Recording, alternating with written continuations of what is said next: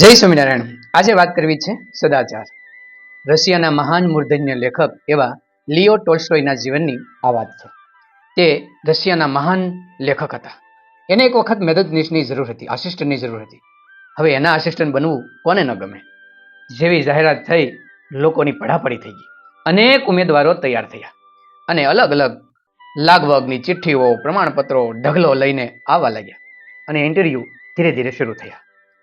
એક એવો પણ ઉમેદવાર હતો કે ટોલ્સ્ટોયના મિત્રએ તેમને ભલામણ ચિઠ્ઠી લખી આપી હતી. ધીરે ધીરે બધા ઉમેદવારો ટોલ્સ્ટોય પાસે આવે, તેમનું ઇન્ટરવ્યૂ થાય અને એને જવા દે.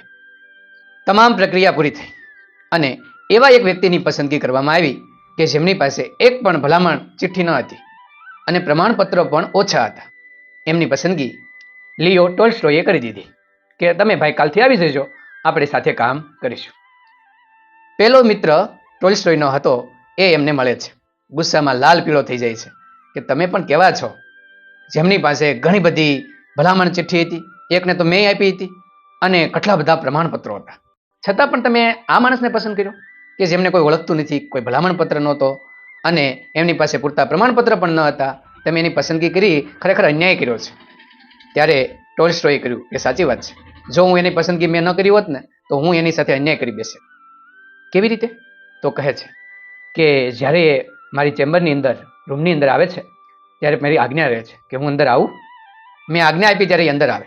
એ પણ અંદર એમનામ નથી આવતો. ત્યાં મારું પગ લૂછણિયું પડ્યું હતું, ત્યાં પોતાના પગ સાફ કરે છે અને અંદર આવે છે અને વિનમ્રતાથી ખુરશી ઉપર બેસે છે અને મને પ્રણામ કરે છે. મેં જ્યારે એમના કપડાં જોયા તો એકદમ સાદા પણ એકદમ ચોખ્ખા હતા અને સુંદર મજાના મારા પ્રશ્નોના એક એક જવાબ આંખની અંદર આંખ પોરવી આત્મવિશ્વાસથી આપ્યા.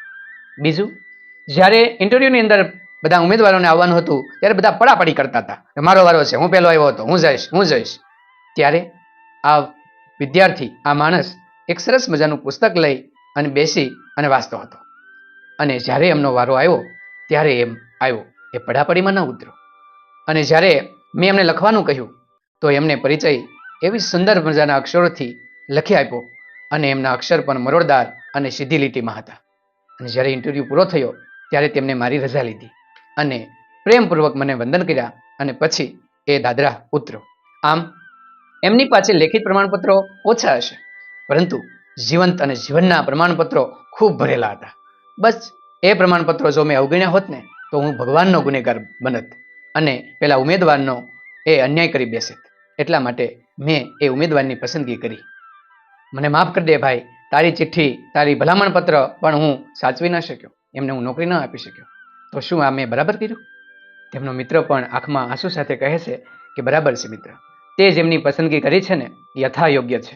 જીવનના પ્રમાણપત્રો જે માણસ પાસે હોય ને, એની પાસે લેખિત એક બે પ્રમાણપત્ર ઓછા હોય ને તો ચાલે, પરંતુ જીવનના તમામ પ્રમાણપત્રો તેમની પાસે હોવા જોઈએ. અને એ માણસ લિયો ટોલ્સ્ટોય સાથે સુંદર મજાનું કામ કરવા લાગ્યો અને તેમનો પ્રિય બની ગયો.